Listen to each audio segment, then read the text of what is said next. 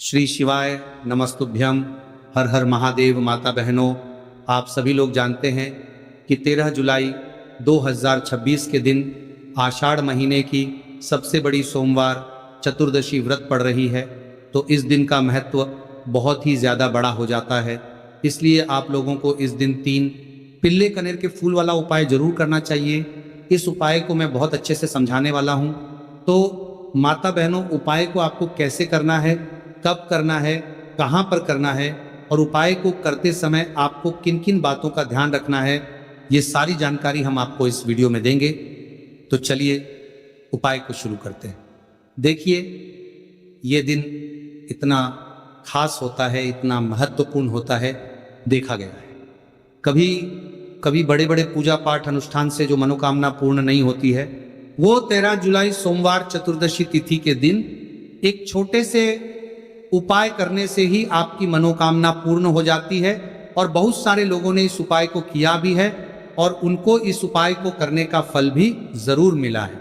अगर आप लोग भी इस उपाय को 13 जुलाई 2026 आषाढ़ महीने के सबसे बड़ा सोमवार चतुर्दशी तिथि के दिन करना चाहते हैं, तो आप इस उपाय को पहले अच्छे से समझ लेना, सुन लेना, उसके बाद करना। आपको इस उपाय का फल जरूर मिलेगा। और इस उपाय को करने से आपके घर में चाहे किसी भी प्रकार की दुख और समस्या क्यों ना चल रही हो, आपको उसका कारण भी नहीं पता है कि भाई ये समस्या किस कारण से चल रही है।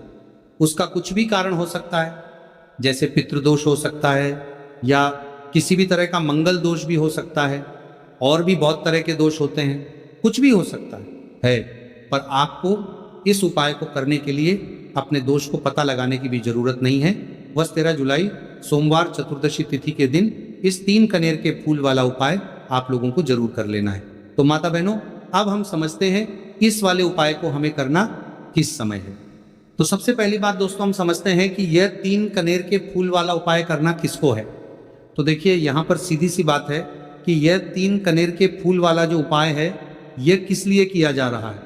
यह मनोकामना को पूर्ण करने के लिए किया जा रहा है, या आपके जीवन में जो दुख और परेशानियां हैं उनको दूर करने के लिए किया जा रहा है, या आपका कोई बड़ा काम है जो कि नहीं हो पा रहा है, आप उसके लिए इस उपाय को कर सकते हो। तो सीधी सी बात यह है कि आप अपनी किसी भी प्रकार की मनोकामना के लिए इस वाले उपाय को कर सकते हो। तो ये उपाय वह व्यक्ति कर सकता है जिस व्यक्ति को अपनी किसी भी प्रकार की मनोकामना भगवान शिव जी से पूर्ण करवानी हो। और अगर कोई भी माताएं बहनें जो हैं अपने घर की सुख और शांति के लिए, घर में धन समृद्धि को बढ़ाने के लिए ये वाला उपाय करना चाहती हैं, तो घर की जो बड़ी माताएं बहनें होगी वह इस 3 कनेर के फूल वाले उपाय को विशेष रूप से करें, क्योंकि माताएं बहनें घर की लक्ष्मी होती हैं। और जब घर की लक्ष्मी कोई विशेष उपाय करती है तो उसका फल बहुत ही जल्दी मिल जाता है और बहुत बड़ा होकर मिलता है। अन्यथा इस उपाय को कोई भी व्यक्ति कर सकता है, चाहे वह बड़ा हो, चाहे वह छोटा हो, चाहे वह बच्चा हो। जिस व्यक्ति को यह 3 कनेर के फूल वाला उपाय समझ आ गया, वो व्यक्ति इस 3 कनेर के फूल वाले उपाय को इस सोमवार चतुर्दशी तिथि के दिन जरूर करें, क्योंकि उसको इस उपाय के फल बहुत ही जल्दी मिल जाएगा। माता बहनों, सोमवार के दिन भगवान शिव जी बहुत आसानी से प्रसन्न हो जाते हैं। तो चलिए अब हम समझते हैं कि इस 3 कनेर के फूल वाले उपाय को आपको करना कैसे है और इस उपाय को करने का जो समय है वह क्या है। तो देखिए, इस सोमवार चतुर्दशी के दिन किए जाने वाले यह 3 कनेर के फूल वाला जो उपाय है, यह मुख्य रूप से सुबह के समय होगा। किस समय होगा? सुबह के समय होगा। आपको कोशिश यही करनी है कि सुबह के समय हम इस 3 कनेर के फूल वाला उपाय को कर लें। पर किसी कारणवश अगर आप सुबह इस उपाय को न कर पाओ, आपको कहीं काम से जाना हो या किसी और काम की वजह से आप उपाय को न कर पाओ, तो आपके पास फिर दूसरा मौका रहेगा, जो कि शाम के समय का रहेगा, प्रदोष काल का रहेगा। अब भाई, प्रदोष काल का समय भी एक बहुत ही लोगों के मन में प्रश्न बन जाता है कि भाई ये समय होता कब है, कितने बजे से लेकर कितने बजे ये समय होता है, ताकि हमें उपाय के लिए जो है करने का समय पता लग जाए। तो हम आपको बता दें कि प्रदोष काल का जो एक समय होता है, शाम का समय होता है, शाम के 6:00 बजे से लेकर शाम के 7:00 बजे के बीच का, इस समय में आप उपाय को करेंगे तो आपको उस उपाय का जरूर फल मिलेगा। तो शाम के 6:00 बजे से लेकर शाम के 7 0 बजे के बीच में आप लोग इस 3 कनेर की फूल वाले उपाय को कर सकते हो। अगर आप लोग 7 या रात 8 0 बजे तक भी उपाय को करोगे तो भी चल जाएगा, और इससे भी थोड़ा देर हो जाती तो भी आप उपाय को कर सकते हो, क्योंकि 13 जुलाई 2026 सोमवार चतुर्दशी तिथि का बहुत शुभ दिन माना गया है, और ये दिन बहुत ही कम आता है पूरे साल भर में। इसलिए जब आपको मौका मिल जाए, जब आप इस उपाय को ज़रूर कर लेना। कोई भी उपाय हो आप कभी भी कर सकते हो सोमवार चतुर्दशी के दिन। बस कोशिश करना कि समय के थोड़ा अंतर्गत ही कर लो, पर किसी कारणवश अगर ना कर पाओ तो फिर आप थोड़ा देरी से भी कर सकते हो, आपको उपाय का फल जरूर मिलेगा। तो माता बहनों, सोमवार चतुर्दशी तिथि के दिन जो व्यक्ति इस 3 कनेर के फूल वाला उपाय को शिवलिंग के ऊपर कर लेता है तो उसके जीवन में चल रही तमाम परेशानियों का अंत होता है, और उसकी समस्त मनोकामनाएं महादेव की कृपा से बहुत ही जल्द परिपूर्ण होती है। तो चलिए जानते हैं बहुत ही खास उपाय के बारे में, लेकिन उससे पहले एक प्रार्थना है। अगर आप चैनल पर नए हैं तो कृपया चैनल को सब्सक्राइब अवश्य कर लें, और कमेंट बॉक्स में श्री शिवाय नमस्तुभ्यम हर हर महादेव जरूर टाइप कर देना। तो देखिए, ये सोमवार चतुर्दशी हमारे लिए बहुत ही खास है, तो इस दिन कुछ बहुत ही खास उपाय आपको जरूर करना चाहिए। ये उपाय आपके जीवन में सुख समृद्धि की वृद्धि करते हैं। माता लक्ष्मी की कृपा आपके जीवन में होती है। आपका चाहे जितना भी दुर्भाग्य चल रहा हो, मैं कहता हूं कि अगर आप इस सोमवार चतुर्दशी तिथि के दिन 3 कनेर के फूल वाला उपाय कर लेते हैं तो आपका सारा दुर्भाग्य महादेव की कृपा से बहुत ही जल्द सौभाग्य में बदल जाएगा है। तो चलिए जानते हैं गुरु जी द्वारा बताए गए सबसे पहले उपाय के बारे में। देखिए, इस उपाय के लिए आपको सिर्फ 1 लोटा जल ले लेना है और 3 कनेर के फूल ले लेने हैं। सोमवार चतुर्दशी के दिन किए जाने वाला ये सबसे अचूक और सबसे खास उपाय है, इसलिए आपको 3 कनेर के फूल कहीं से भी ले लेने हैं। 3 कनेर के फूल आप चाहे तो फूलों की दुकान से ले लें, या फिर आपको नहीं मिल पाते तो शिवलिंग के ऊपर जो कनेर के फूल चढ़े हैं उनको उठाकर जल से शुद्ध करके फिर आप उसका भी इस्तेमाल कर सकते हैं। देखिए, आप जो जल लेंगे वो आपको तांबे के पात्र में लेना है और अपने किचन से लेना है। अब सिर्फ ये 2 सामग्री लेकर आपको शिवालय पहुंच जाना है।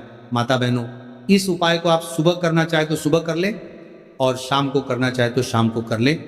पूरे दिन में किसी भी समय आप इस उपाय को कर सकते हैं। अब देखिए, शिवालय पहुंचने के बाद सबसे पहले आपको एक काम करना है कि आप दक्षिण दिशा में बैठ जाइए और उत्तर दिशा की तरफ अपना फेस कर लीजिए। अब आप जो 3 कनेर के फूल लेकर आए हैं, इनमें से आपको एक एक कनेर का फूल शिवलिंग में जो महादेव का परिवार होता है उसमें समर्पित करते जाना है। देखिए, पहले फूल आपको शिवलिंग में जो दाहिने साइड वाला कोण होता है, जिसे श्री गणेश जी का स्थान कहते हैं, वहाँ पर ये पहला कनेर का फूल समर्पित कर देना है और श्री शिवाय नमस्तुभ्यम मंत्र का स्मरण कर लेना है। और फिर दूसरा कनेर का फूल आपको श्री कार्तिक की जी वाले स्थान में समर्पित कर देना है और श्री शिवाय नमस्तुभ्यम मंत्र का स्मरण कर लेना है। फिर तीसरा कनेर का फूल आपको माता अशोक सुंदरी वाले स्थान में समर्पित कर देना है और श्री शिवाय नमस्तुभ्यम मंत्र का स्मरण करना है। देखिए, जलधारी के बीच वाला जो स्थान होता है वह माता अशोक सुंदर का स्थान कहलाती है, और यहीं पर आपको तीसरा कनेर का फूल समर्पित कर देना है। इसके बाद इस शिवलिंग से 2 फूल आपको और लेना है, क्योंकि हमारे पास मात्र 3 ही फूल थे ना, तो ले लिया। फिर चौथा कनेर का फूल आपको माता पार्वती के हस्त कमल में समर्पित कर देना है। देखिए, शिवपिंडी जिस स्थान पर रखी रहती, यानी शिवलिंग जिस स्थान पर जुड़ा रहता है, उस पूरे गोल गोल वाले स्थान को माता पार्वती का हस्त कमल कहते हैं। और चौथा कनेर का फूल आपको यहीं पर समर्पित करना है और श्री शिवाय नमस्तुभ्यम मंत्र का स्मरण कर लेना है। इसके बाद आपको 5वां कनेर का फूल शिवलिंग के ऊपर समर्पित कर देना है और महादेव से अपनी मनोकामना बोल देनी है। देखिए, यह उपाय उन लोगों को करना है जिनकी कोई विशेष मनोकामना है जो अभी तक परिपूर्ण ही नहीं हो पा रही है।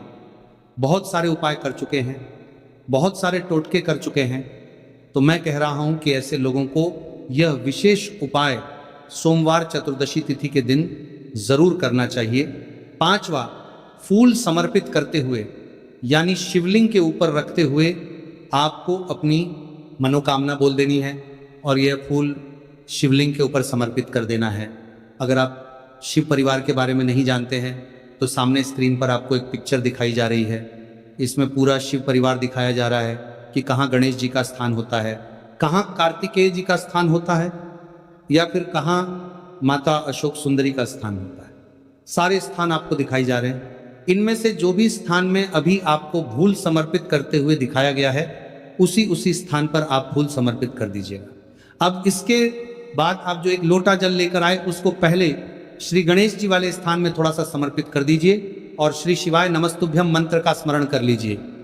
फिर थोड़ा सा जल आप श्री कार्तिकेय जी वाले स्थान में समर्पित कर दीजिए और श्री शिवाय नमस्तुभ्यम मंत्र का स्मरण कर लीजिए। फिर थोड़ा सा जल आप माता अशोक सुंदरी वाले स्थान में समर्पित कर दीजिए और श्री शिवाय नमस्तुभ्यम मंत्र का स्मरण कर लीजिए। फिर थोड़ा सा जल आप माता पार्वती के हस्त कमल में समर्पित कर दीजिए और श्री शिवाय नमस्तुभ्यम मंत्र का स्मरण कर लीजिए। इसके बाद बचा हुआ पूरा जल आप शिवलिंग के ऊपर लगातार समर्पित करते जाइए तथा शिव महापुराण के मूल मंत्र श्री शिवाय नमस्तुभ्यम का कम से कम 21 बार स्मरण कर लीजिए। शिवलिंग के ऊपर जल समर्पित करते हुए आपको कम से कम 21 बार श्री शिवाय नमस्तुभ्यम मंत्र का स्मरण करना है। जो भी व्यक्ति इस सोमवार चतुर्दशी तिथि के दिन इस उपाय को कर लेता है तो उसकी मनोकामना महादेव की कृपा से बहुत ही जल्द परिपूर्ण हो जाती है। तो इस विशेष उपाय को आप जरूर करिएगा। अब जानते हैं दूसरे खास उपाय के बारे में। ये उपाय भी आपके लिए बहुत ही खास होने वाला है तथा आपकी सारी समस्याओं को समाप्त करने वाला है। देखिए, इस उपाय के लिए आपको सबसे पहले एक लोटा जल ले लेना है। तांबे के पात्र में आपको अपने किचन से जल ले लेना है। इसी के साथ आपको ले लेना है 11 चावल का दाना। चावल का दाना कहीं से टूटा हुआ नहीं होना चाहिए, खंडित नहीं होना चाहिए। फिर इसी के साथ आपको ले लेना है एक सफ़ेद रंग का फूल।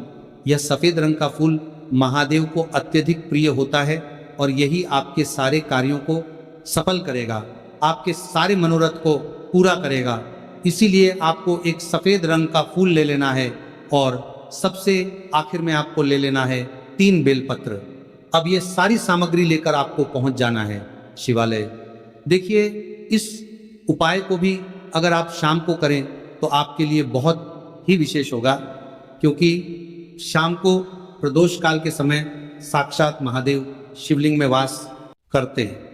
तो अगर आप शाम को प्रदोष काल के समय में करेंगे तो आपके लिए सर्वोत्तम होगा। लेकिन बहुत से ऐसे शिवालय होते हैं जिनमें शाम के समय में जल समर्पित नहीं करने दिया जाता है। तो ऐसी स्थिति में फिर आप पूरे दिन में किसी भी समय कर सकते हैं। अब देखिए, शिवालय पहुंचने के बाद आपको ये सामग्री एक एक करके शिवलिंग के ऊपर समर्पित करते जाना है। सबसे पहले आप 21 चावल का दाना शिवलिंग के ऊपर समर्पित करिए। श्री शिवाय नमस्तुभ्यम मंत्र का स्मरण करिए। फिर आप जो एक सफ़ेद रंग का फूल लेकर आए हैं उसको शिवलिंग के ऊपर समर्पित करिए और श्री शिवाय नमस्तुभ्यम मंत्र का स्मरण करिए।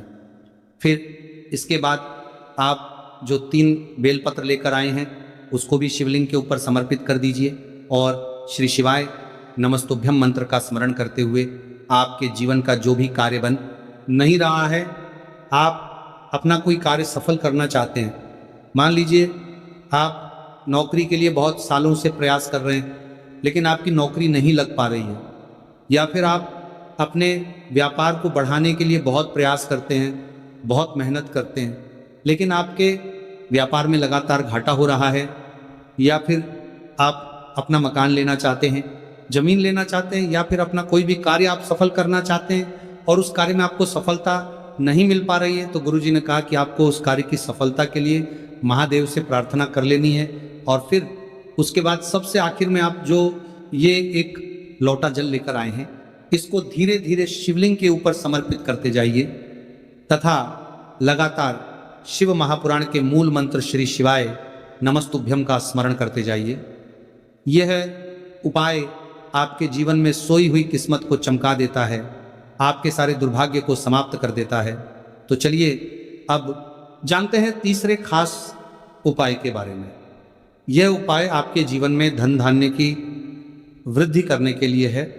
इस उपाय के लिए आपको सिर्फ एक दीपक ले लेना है। दीपक आप चाहे तो मिट्टी का ले लें, या फिर आप अपने घर पर शुद्ध आटा मारकर उसका भी दीपक तैयार कर सकते हैं।